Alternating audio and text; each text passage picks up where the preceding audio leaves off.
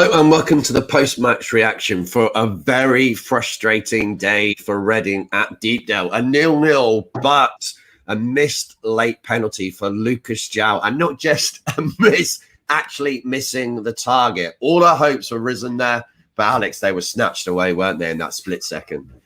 Yeah, that's it. It's 2 points dropped, and when you miss a penalty and you miss the target, you're always going to be frustrated. It's never going to be one that you can be happy with. You haven't even really worked the keeper, so yeah, we can't really be very happy with that at all.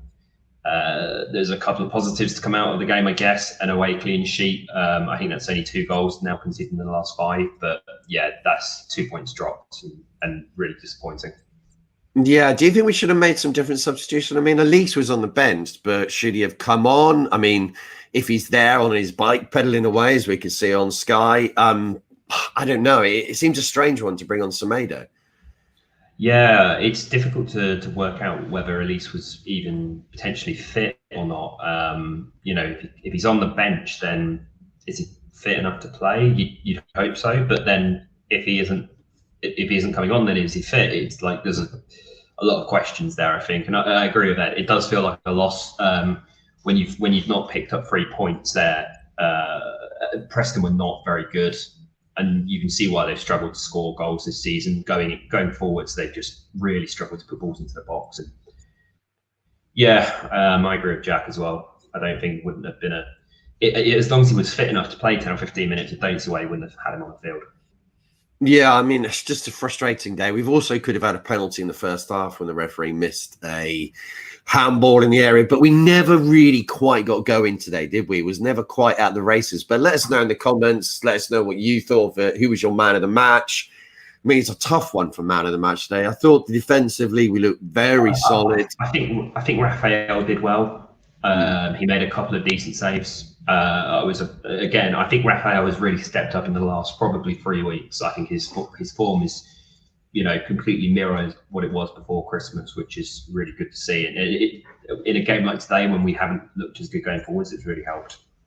Yeah, I just see Josh Lauren here on Sky, and he's got their man of the match. I can see why. It's kind of just a really, I wouldn't say disappointing, but a missed opportunity there, isn't it, with those kind of late chances. And it's those kind of moments that are going to move us into the possibility of pushing forward and getting in some promotion places in the top 2 even, possibly. But we haven't taken it today. We'll have another opportunity against Bournemouth next Friday. But yeah, Oviajari, what did you think of his display today, Alex?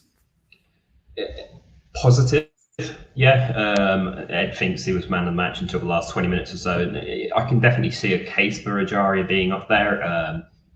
He did beat men, he got to the byline, but the problem is we never managed to actually really create that chance that we needed. And I know that people are going to say that João never really is in the game, and I've seen a few comments about like his body language and things like that today. And I feel a little bit for him because he was very isolated up top. The 3 behind him with Aluko, Swift, and Ajaria were never really, they never really linked up with him particularly, apart from one chance that Ajaria had.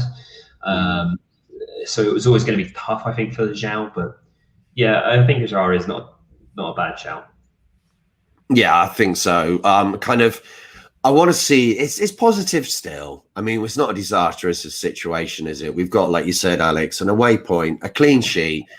Let's not be too downbeat about it, but when you've had the opportunity to win with that late penalty, it is a bit deflating, isn't it? Yeah, and I think the thing is, a lot of us probably would have said before the game, would a draw have been a good result? I mean, I don't know what you think, Paul. Would you have taken a draw before today? No, I would have wanted the win. I definitely would have. Yeah, no, that's what I expected us to get today, and we haven't got it. But I think Lee makes a good point there about Meite. We need someone there to get close to him. We've missed Meite. We've missed Meite since he's been out. He's such an integral part to this team. And when he's in the team, I don't think you really notice that he's an integral part until he's missing. And now he's not in the team. You can just see how kind of isolated and alone Lucas João is up top. And then as soon as Meite is back in the team, I fully expect us to get like it feels more like a two up front situation, and Meite actually joins him up front. Yeah, well, and yeah, Robin's right. Yeah, Ross is right. Yeah, yeah. As soon as Mate's there, Zhao gets more space on the ball, and they look better together than they do apart. And that's not to say that Zhao looks bad, but they are a much better partnership than they are separate.